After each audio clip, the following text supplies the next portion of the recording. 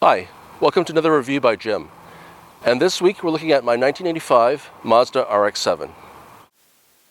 Most people are familiar with the RX-7 as the street racer with the veil-side body kit, driven by Vin Diesel in the first Fast and Furious movie. And that is an iconic Japanese sports car in the same league as the Acura NSX and Nissan Skyline. But before that third generation RX-7, there was this one, the first generation, with roots from the 1970s. Less sophisticated, crudely cobbled from the parts bins of Mazda's other car models, yet somehow greater than the sum of its parts and richly deserving to be called a sports car. If Mazda had been a larger car company, the RX-7 might have evolved into a supercar to join the current supercars like the LFA, GTR, and new NSX. Mazda certainly has the motorsports pedigree to justify a supercar sticker price. However, Mazda is a very small car company in a world of giants. In the late 1950s, Mazda was in danger of being merged with Toyota and Nissan, as Japan wanted to reduce the number of car makers to only 3 large ones. Mazda was successful in staying independent because they had decided to research and develop Felix Wankel's rotary engine. They were so successful that they nearly avoided having to pay a lifetime of licensing fees for Wankel's technology to NSU, by being the first to introduce a rotary-powered car for sale. But NSU introduced the Spider in 1964, only a few months before Mazda unveiled their significantly more sophisticated and mechanically more durable Mazda Cosmo Sport Coupe. NSU never figured out how to make their rotor apex seals last, and the company went bankrupt from all the warranty claims they honored for their cars, and became a part of Audi. The same fate almost befell Mazda in the 1970s, but for different reasons.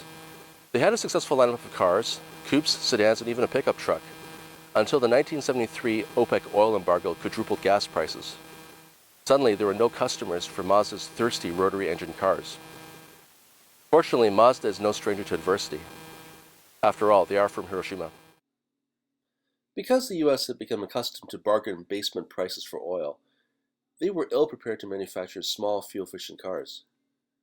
The second half of the 1970s was the low point for cars in North America. Boring, soulless, slow, and frankly ridiculous. Yet somehow Mazda read the market conditions correctly. They reasoned that people were hungry for an exciting and beautifully bodied sports car, and unlike the family car, one could forgive a sports car for being a little thirsty on gas. The RX-7 debuted to the public in 1978 to critical acclaim. The soul of any RX-7 is the rotary engine. Instantly you see it's tiny and not that attractive. Each rotor displaces 600 cc's, so this 12A engine with 2 rotors has a total displacement of only 1.2 liters. And it's simple. There are no valves, so no valve covers. No connecting rods either. The geared crankshaft is driven directly through the center of each rotor. No camshafts and no timing belts, and none to break. Fewer engine parts means simpler fabrication and less things to go wrong with time. The small engine footprint allowed Mazda to package it behind the front axle, low, for a front mid-engine weight distribution and key to the RX-7's fine handling. Since the rotor engine spins in one continuous direction with no movement reversals found in a reciprocating piston engine, it has extremely smooth power delivery. The power of a single rotor is delivered over 270 degrees of crankshaft rotation versus only 90 degrees in a single piston engine. It has the ability to rev well over 10,000 RPM, but in road-going form, power peaks at 7,000 to 8,000 RPM. This dashboard was available only in North America for 1984 and 85, and it's aged extremely well.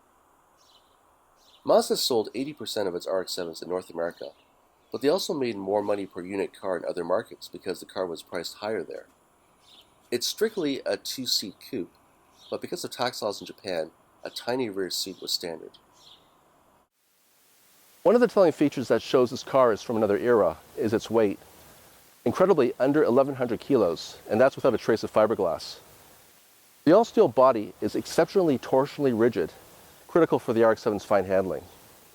But Mazda did have to find ways to save money because it wanted to price the car at a point to entice buyers who were perhaps wary of its unknown power plant. The car does feature wonderful things like a live rear axle, recirculating ball steering, tiny brakes on tiny 13-inch rims, even the rear glass hatch is just a rectangular piece of glass, cleverly disguised by these fixed panes on the flying buttresses. The original design was for an expensive three-sided wraparound piece of glass, which you do find in the second and third generation RX-7s. But these louvers are an oh-so-perfect period-correct accessory from an era that started with the Lamborghini Miura and the Maserati Ghibli.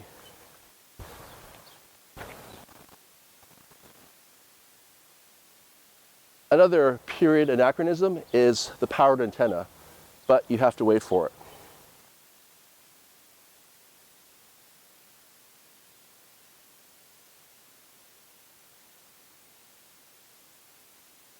This OEM spoiler is a salute to Mazda's victories in the IMSA GTU category from 1979-85.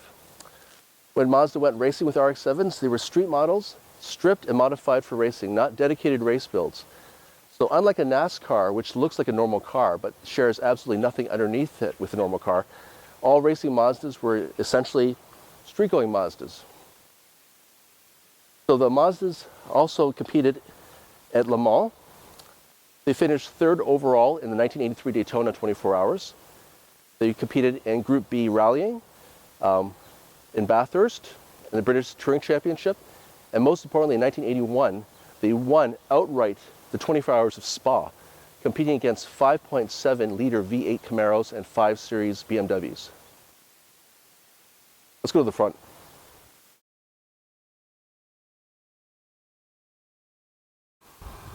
Mazda did splurge for pop-up headlights. And they do change the character of the front of the car. But they also reduced the coefficient of drag to 0.35, outstanding for the time. And finally, something that's purely bling, it's actually a Mazda factory accessory. And I keep it on the car because it's just cannot be found anymore. It's that rare.